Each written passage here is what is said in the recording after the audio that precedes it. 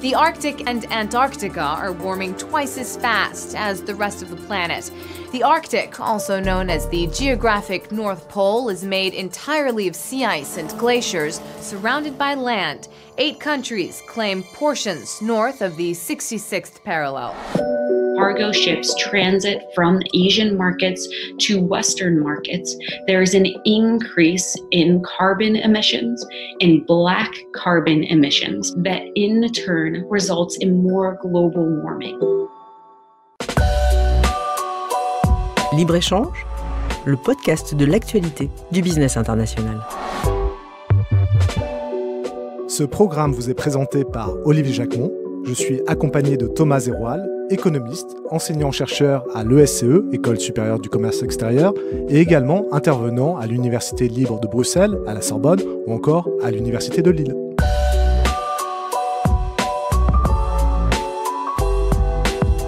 Le rythme des échanges maritimes s'accélère depuis les années 60. Et aujourd'hui, le mode maritime représente en volume plus de 80% de nos échanges mondiaux. Les avantages de ce mode de transport sont indéniables et ils sont nombreux. Mais quels impacts et quels challenges devra-t-il relever pour se mettre à la hauteur des enjeux de demain? Défis économiques, environnementaux et climatiques, géopolitiques. Quelles sont les évolutions à attendre du mode maritime? Thomas, nous parlions tonnage et de la façon dont les volumes jouaient sur les coûts du transport maritime, mais quelles sont les conséquences pour le consommateur? Ce qui est aussi important de comprendre, c'est que la baisse du prix du transport via le maritime renforce notre pouvoir d'achat à nous toutes et tous, occidentaux. Et ce n'est qu'un des avantages de la standardisation. Parce qu'il y en a d'autres? Oui. Un autre avantage auquel je pense, c'est qu'elle apporte une base commune en fait, pour tous les acteurs logistiques. Donc ça va permettre une redoutable augmentation de la productivité. Hier, un cargo passait la plupart de son temps dans les ports. Aujourd'hui, avec cette standardisation, la durée dans les ports est considérablement réduite, d'environ 80%. Donc le chargement comme le déchargement est facilité. Un portique à conteneurs transporte aussi facilement plus de 25 conteneurs à l'heure. Donc, si on prend quelques chiffres, depuis 1970 jusqu'à aujourd'hui, le nombre de marchandises chargées a augmenté de 325%, celui des marchandises déchargées de 338%. Et même en Europe des 27 aussi, même sur une période plus courte d'échelle de temps, en équivalent 20 pieds, le volume traité dans les principaux ports européens a augmenté de 58% simplement entre 2005 et 2019. Ouais, c'est très impressionnant.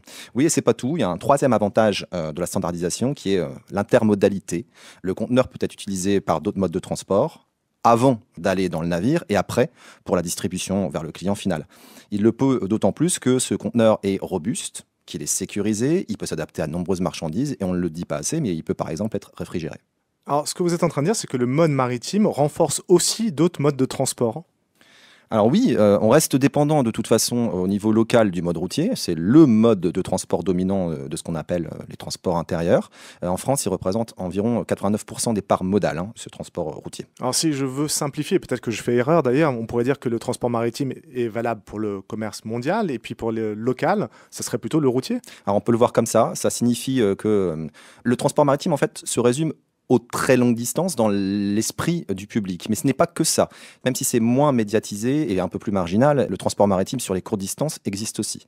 Alors, en milliers de tonnes échangées, les principaux ports des pays européens, par exemple, ont connu une progression de plus de 10% ces dernières années. Mais ce qu'il faut essayer de comprendre, c'est pas de le voir comme une opposition. Il faut bien saisir qu'on a besoin de la complémentarité entre les modes. Donc, le transport maritime n'est pas un mode réactif, contrairement au transport routier. Il n'est évidemment pas door-to-door, contrairement au transport routier. Et on n'a encore jamais vu un navire qui va vous livrer votre colis en bas de chez vous. Ouais, c'est pour ça qu'en fait, se concentrer sur le mode maritime nous empêche de saisir la big picture, c'est-à-dire toute l'économie qui va structurer autour de ce mode. Oui, tout à fait. Pour le mesurer, on pourrait s'intéresser à ce que ça génère en termes d'emploi. Alors, en termes d'emploi, l'industrie maritime générerait 31 millions d'emplois dans le monde, selon l'OCDE. En France, si on zoome un peu, le nombre d'emplois est estimé à 400 000. On parle d'une estimation. Oui, je préfère rester prudent parce que c'est assez difficile à évaluer. Il faut déjà comprendre ce qui du ressort du transport maritime côté passager d'un côté et du transport maritime pour le fret de l'autre. Donc là-dessus, on a progressé. Les études, les chiffrages ont progressé, se sont accumulés. On sait aujourd'hui, par exemple, que c'est l'activité passager qui génère le plus d'emplois. Mais c'est la demande de fret qui est la plus forte, loin devant le passager. Mais quand même, c'est nécessaire de l'estimer et de rester prudent parce qu'on a la question des emplois directs et indirects d'une activité. Ces emplois directs et surtout indirects sont assez difficiles à évaluer, donc prudence. Et aussi, une dernière chose, jusqu'où va-t-on dans le territoire ? Alors là, j'ai du mal à vous suivre. En fait, un port, c'est simplement une énorme infrastructure qui va créer des emplois dans ce qu'on appelle l'interland ou l'arrière-pays. Mais tous les ports ne se ressemblent pas. On a des ports, grosso modo, de 3 types. Les ports principaux, les ports dits de deuxième rang et les ports dits de troisième rang.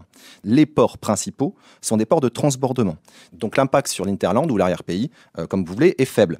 On pourrait citer des ports méditerranéens, on pourrait citer Cagliari, on pourrait citer Tarente.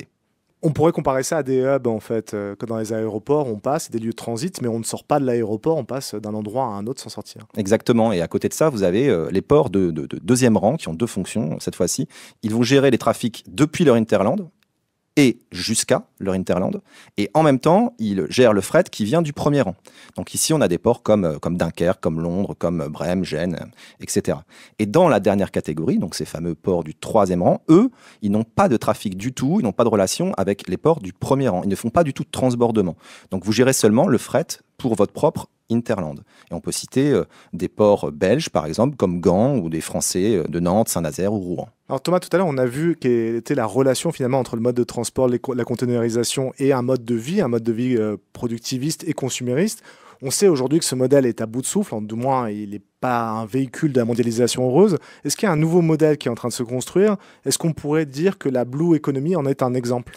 La Blue Economy, ou l'expression Blue Economy, ou la notion Blue Economy, a été créée en opposition à l'économie rouge, qui sera en fait notre économie capitaliste actuelle, qui est très polluante, et aussi en opposition à l'économie verte. Donc l'économie verte souhaiterait polluer moins, alors que l'économie bleue souhaiterait ne plus polluer du tout. Oui, sans compter que le bleu renvoie évidemment au bleu de la mer. Oui, mais ce qui est intéressant, c'est qu'il y a une prise de conscience en fait tardive du potentiel maritime. Je pense aux énergies maritimes renouvelables, à l'aquaculture, à la protection environnementale. Donc le terme de Blue Economy, c'est un peu tout ça, et ça a réactivé en fait cette prise de conscience du potentiel de la mer. Mais pourquoi cette prise de conscience a-t-elle été si tardive? Parce que longtemps, pour le mode maritime, les chercheurs ont considéré que ce n'était pas une activité qui était innovante. Alors ça a changé petit à petit. De plus en plus de papiers traitent des innovations, notamment environnementales. On pourrait en citer énormément. On pourrait citer par exemple l'Alternative Fuels, les Green Port Policies. On parle maintenant de Smart Port ou de Green Port. Vous l'avez dit, ça a été peu innovant, la recherche a été peu innovante en la matière. Est-ce que ça veut dire que, puisque c'est peu innovant, ça a été très polluant? Alors, en termes environnementaux, les choses sont assez, encore une fois, difficiles à évaluer. Tout dépend du nombre d'indicateurs que vous prenez, en fait. Est-ce qu'on s'arrête au simple CO2, aux simples émissions de CO2? Ou est-ce qu'on va plus loin avec la totalité des émissions de GES? Oui, GES comme gaz à effet de serre. C'est ça.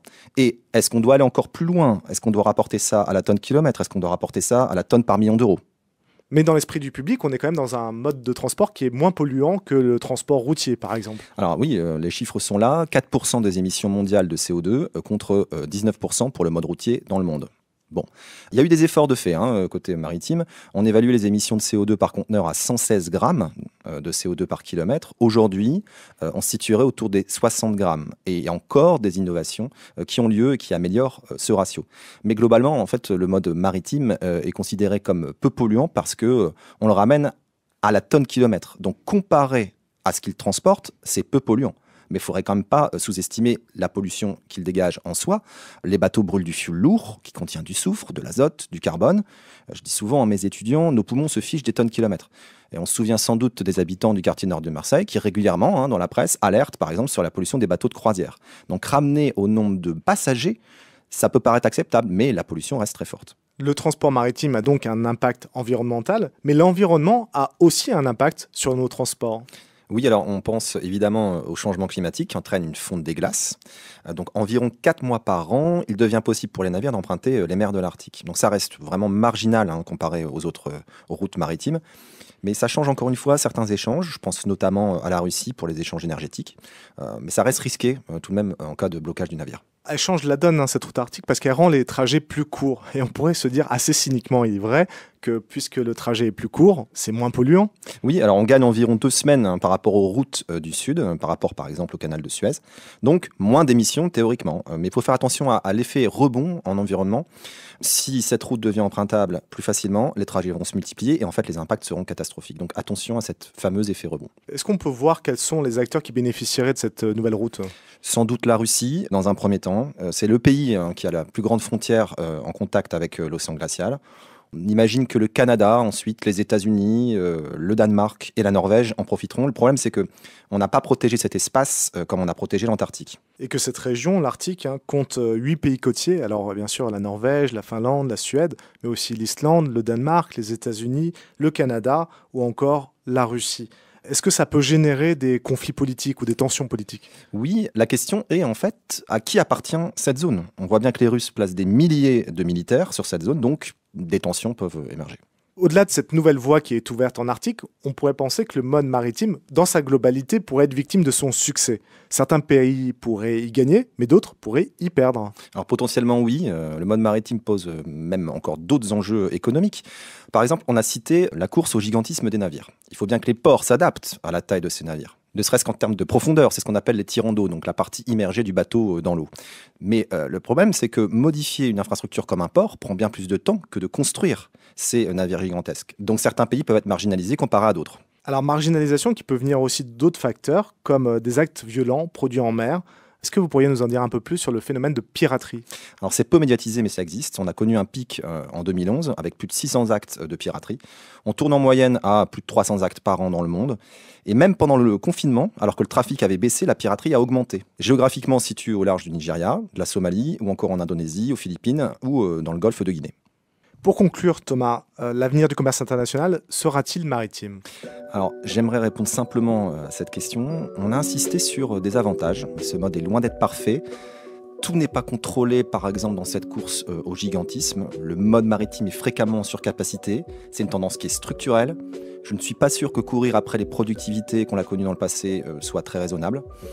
Toujours économiquement, mais dans un temps plus court cette fois, je pense que le e-commerce changera la donne et pourrait sans doute revitaliser le fret aérien.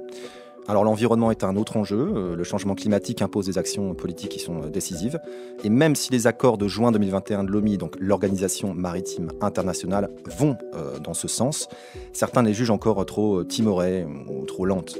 Et au-delà de la bataille écologique, c'est bel et bien une partie d'échec politique qui va se jouer sur tous les terrains concernés, et en Arctique dès aujourd'hui. Pour ne pas fuir la question, mais tout de même rester prudent, je dirais que l'avenir se jouera en eau trouble.